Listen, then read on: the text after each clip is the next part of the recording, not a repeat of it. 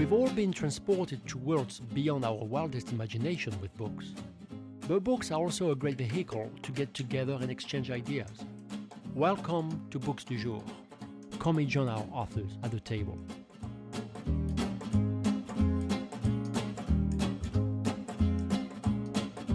And welcome back to Books du Jour. I have a new panel, 3 authors, 3 new books.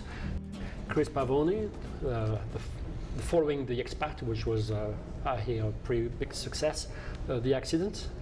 We have Marc Levy, all the way from France, but apparently he's an expat living in New York. And this replay, the French title was Si c'était à refaire. Si c'était à refaire. And 1000 Things Worth Knowing by Paul Muldoon, which is a book of poetry. Your language has playfulness, and you want people to investigate the meaning of it. There's sort of a lot of riddles and charade, I would say, to some extent, no? I would imagine that anyone who's interested in writing at all is interested in language and all the fun things that can happen when you give it its head, as it were, and allow it to have its way with you. I am a poet. I suppose, at least that's what I attempt to do, but the fact is that I would have loved to have been able to write more than a few lines on a page, and I would dearly love to be a novelist and indeed to be able to write a thriller or a crime novel or whatever genre, anything at all that went over the page. Just have never been able to do it. Why is it? Is it a blockage? Is it mindset? What is it? It has to do with habit, I think, at this stage. I started as a teenager to write poems rather than write the weekly essay as a schoolboy, and I simply got into the habit of writing pieces that were quite short and have never really been able to write prose. I barely know what a paragraph is. Really? Yeah, really. And so I write very, very slowly. It takes me forever to write a sentence. Though, of course, the books that I've loved over the years have, in many cases, been the great prose works in English and indeed beyond.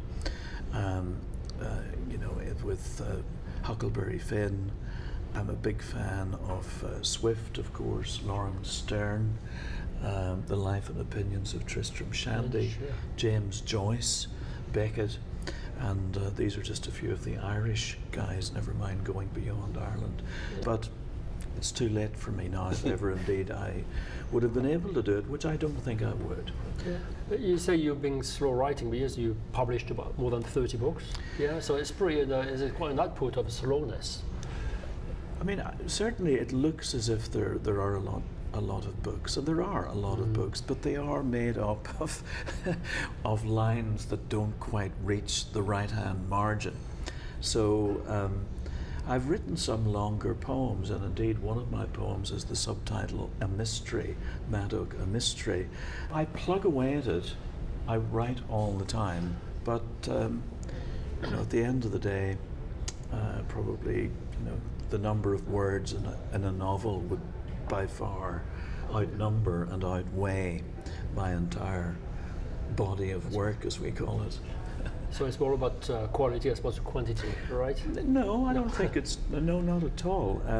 I think it would be a brave man or woman who would begin to legislate really on the difference between prose and poetry and whether or not words are any more or less weighed in one or the other. I don't believe they are. Joyce, whom I mentioned, for example, was stopped once on the streets, asked how he got on during the day, and he said, "Well, it's been a hard day. I wrote a sentence today." And someone, he said that his person who'd met him said, "Well, what happened? Did you not have? You didn't have the right words?" He said, "Well, I had the right words. I just couldn't get them in the right order," which, of course, is a version of Samuel Taylor Coleridge. Sure. Yeah.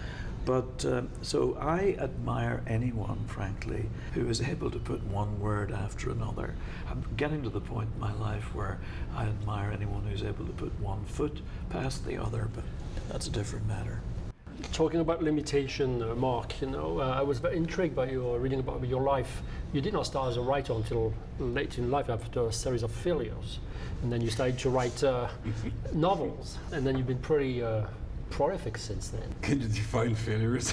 Well, failures is like starting a business and it's not going the right way and you just fall true. flat on your face, right? No, it's true. I was joking. I started I wrote my first novel, I was 39. 39, okay. Yeah. So you've done very well since then. Yeah. 16 more novels since. But what prompted the crossover? Because you could have become, I can't do this business. Whatever happened to the business, and I go bankrupt, and you could become, I don't know, a lawyer, or why writing? No, in fact, the business was doing fine. Okay. In fact, it was doing so fine that that it was taken over by some financial people. Okay. So to tell you the truth, I had no idea I was writing a novel when I wrote my first one. I was just, I had this very, very, very stupid idea of telling an ongoing bedtime story to my son. And of course, when it's an ongoing bedtime story, every episode has to match very, very finely with the other one. And so every evening I had some reproach that, things were not exactly, starting where they left. So I took the habits of writing as soon as he was asleep. I was going into my office and I was writing the next episode. And then when he turned 9, one evening he made me very clear that TV was much more exciting than my story.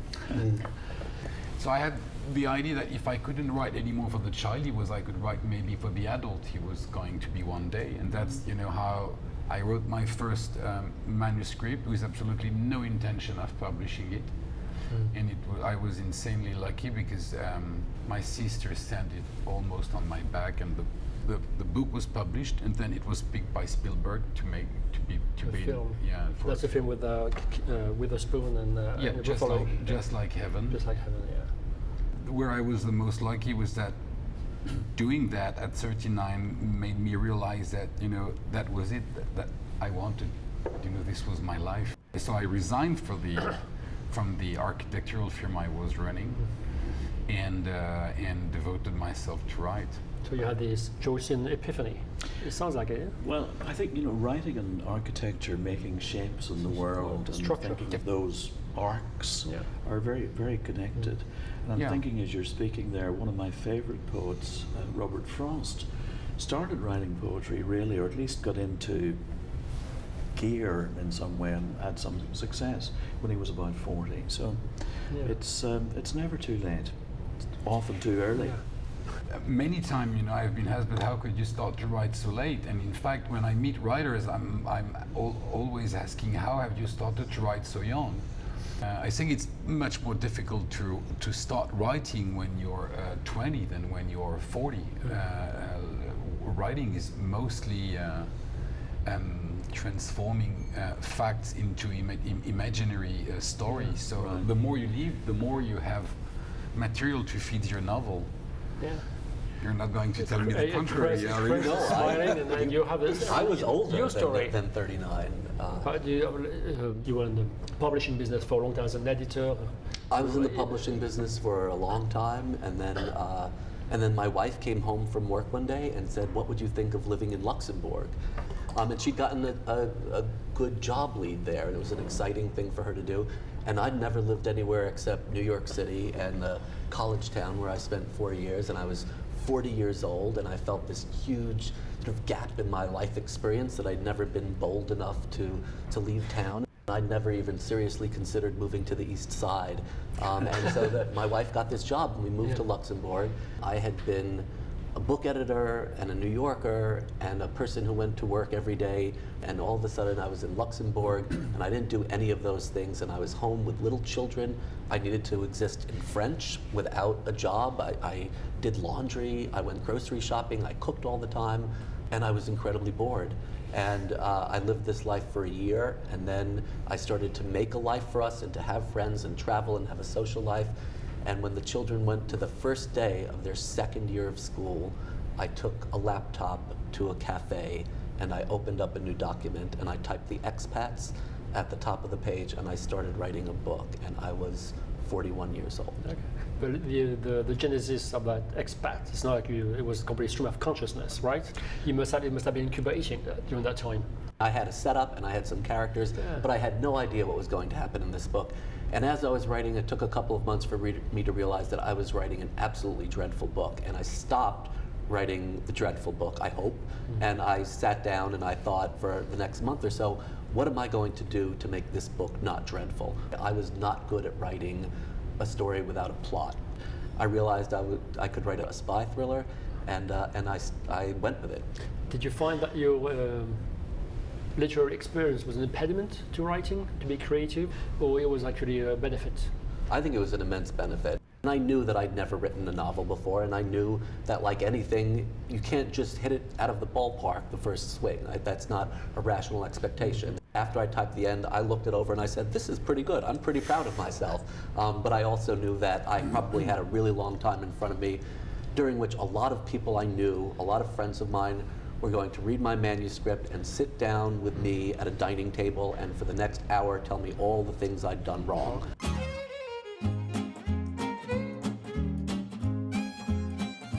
But I was thinking like poets being young men. Do you think maturity is it's better, or it's just different? So far as I can see, one of the great problems with attempting to write poems is that it's certainly the case that the more one does it, doesn't mean that one improves at it. There's a lot of evidence to suggest that the longer poets are in business, frankly, the worse they become. It's not a happy thought. And in fact, I was having a perfectly good day until I ran into you and started thinking about this. Well, I've thought about it before, needless to say, but not much. I think to keep oneself fresh, to resist the idea that one knows what one's doing or one is any good at this, I think is very important. And to really to put oneself in a place where you feel, well, I'm almost certainly not going to be able to do this. I don't have to put myself in that place. I feel nervous every time I try to do it. I think of myself as a medium rather than a writer, there is some activity involved. I'm not just lying there completely supine, but it's mostly supine. I think I heard that some French poets say the poet is a medium. I think it's Baudelaire or Rimbaud. Maybe you say that? Yeah, I think many poets have this experience. I think so. But I think most writers have this experience. We're talking about reinventing yourself. You have a strong, I feel, themes in your books about dying and coming back, or coming and correcting the past. Is that you feel like you're not complete and you need to fix what's not right? Ripley is the story of a New York Times reporter, and he's been killed Hudson. running on the Hudson River, and he wakes up 10 minutes before his death. He wakes up almost 10 minutes before his death, except that it's 2 months and 10 minutes before his death. So he's aware that he has been sent back in the past, and he has 2 months to try to solve 3 problems: why his marriage failed, finalizing the most important research of his life as a journalist, because he knows that he hasn't reached the absolute truth in his last work, and also eventually trying to find who killed him and why, so that he could prevent it. I've always felt that the only way to be a little bit more intelligent every day is to get rid of all of our certitudes. So let me ask you then, how has this impacted you over the 15 books? Do you feel like you've transformed yourself, you've deepened your relationship with yourself, or you feel like there is no self and you're just moving along with the flow? You do, by a matter of fact, because that's what the characters of your novel do to you.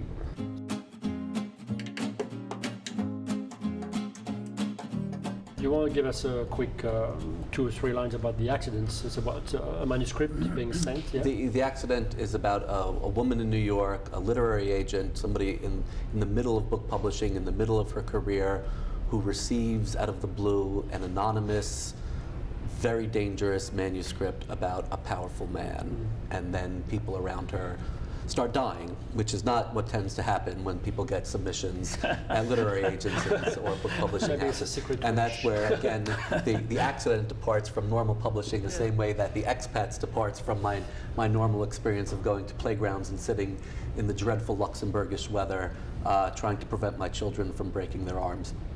and failing.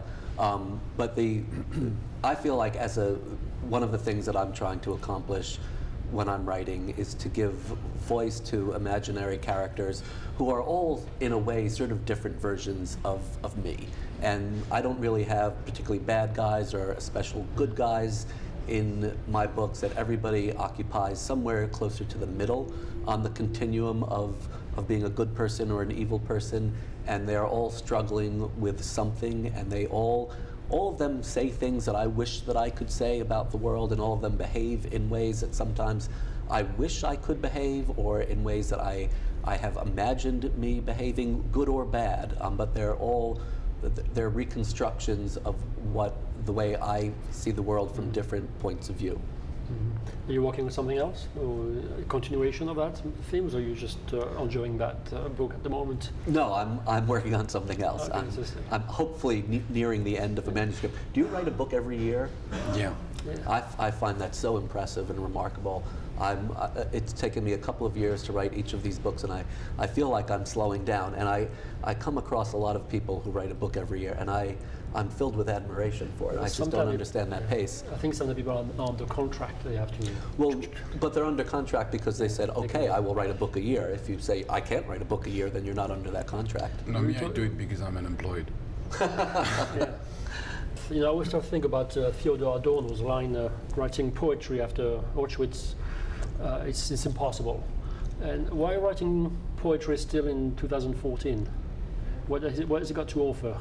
Poetry is not, is very far from dead. Poetry is a vital force. Frankly, I don't know what Adorno was thinking when he said that. I mean, it's a kind of smarty pants thing to say.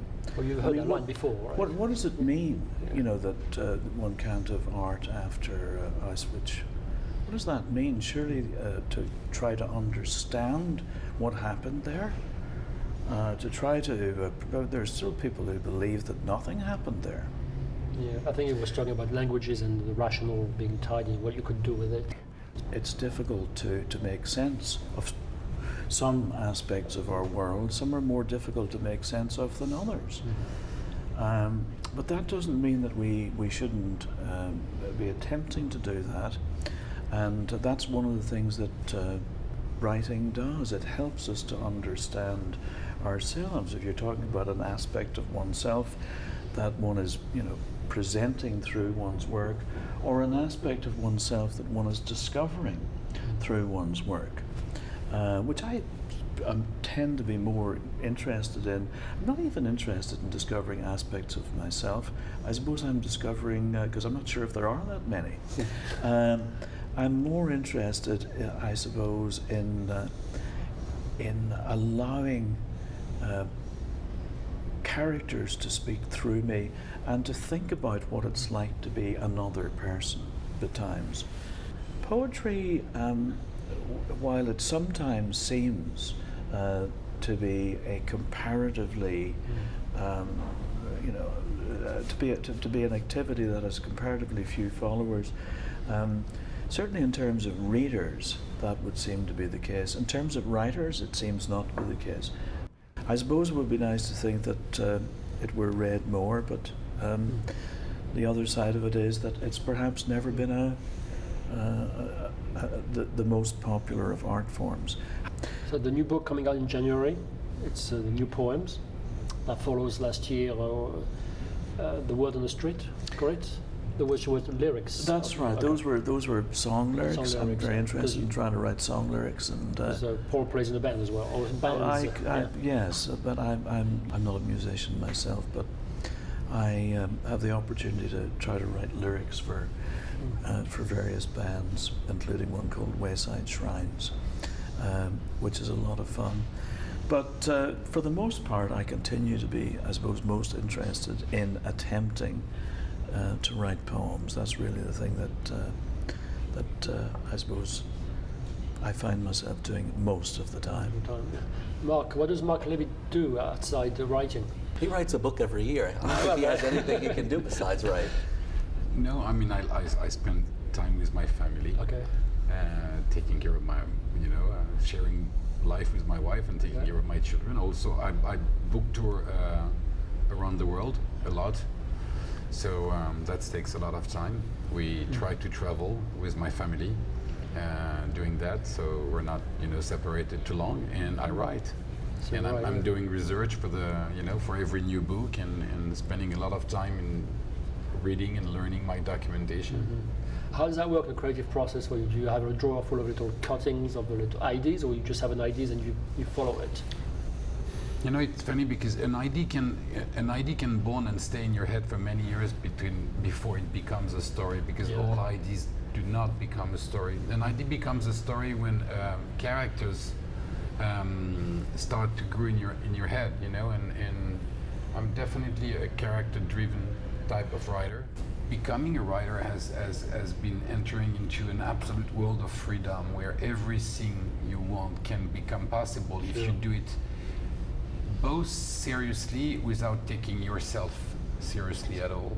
So you have to be a witness of emotions. You have to be a witness of facts, of people.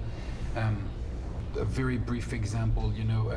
10 years ago, I was in my mother's car, and I was talking with my older son, and I just end up the conversation by saying, "Love you." And my mother was driving, and suddenly my mother said, "I never heard my father saying I love you." So I turned to her and I said, "What do you mean?" And she said, "My father never said he loved me." And I said to her, "But he did." And she said yes, but she said yes, with this pride of someone that doesn't want to say, "I don't know." And that sentence became a book. Right. And I wrote 2 years later the book of a woman that that speaks with her father for the first time when she's 30 years old. They never spoke, and it was called All Those Things We Never Said. So you see, writing is just always listening and in fact not speaking that much. Not telling to other what you think, but spending your lives hearing what they think, and then you can train yourself to become rebuild the harvesting story. from life. So, and you're never bored. You're occupied all day.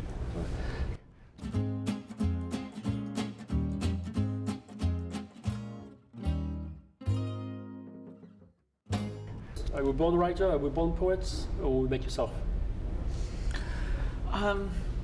You had an early start. I did, but you know what? I think many people at some point early on in their lives write a poem.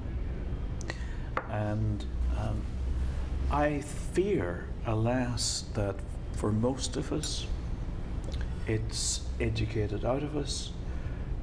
We become disenchanted with it one way or the other. Often, I think the intrinsic ability that children have is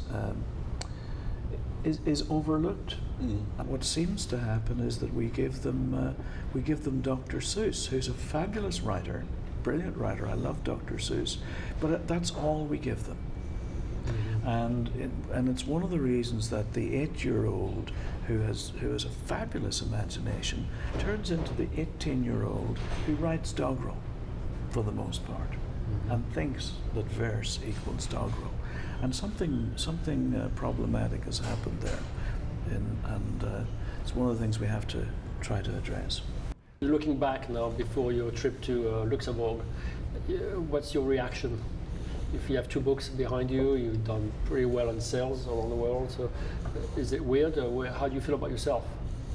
I like this. I like what I'm doing now, and I also what do you have do little now? children. Are you full-time writing, or Yeah. are you just still working? I'm a full-time writer the same way any parent who's a full-time writer is a full-time writer, which means that I spend a lot of time doing things with my children, which is a vast improvement on my life. I've come to realize that little people are really very wonderful, and a lot of people don't get to experience their children fully. That seeing your children for an hour to a night on the weekdays, and then in between sports practices and family obligations on the weekends, is not the same thing as being with them for hours and hours every single day. And when I first started doing this when they were 4 years old, I have to admit it was very trying, but that was 6 years ago. And now Now they're 10, and they are my favorite company, and it's a wonderful experience I'm having. So I split my day between being a writer and being a parent, and I like both of them immensely. And the thing that I miss about publishing is I miss the people. I love talking to little people, but I also miss talking to grown-ups. And sometimes I realize that besides the little people and my dog, that entire days can go by where I don't talk to any grown-up about anything. And sooner or later, your mind sort of turns to mush at that. And I'm trying hard to have my mind not turn to mush, Unless you're as I guess we writer. all are. Right. Well, I think it's a great place to wrap our episodes of Books du Jour. Thank you for being with us. And my guests were Chris Pavone, The Accidents, and Marc Levy, Replay, all the books are out, and 1,000 Things Worth Knowing by Paul Muldoon, which will be out in January. Thanks again for being with us, and wish you all the best.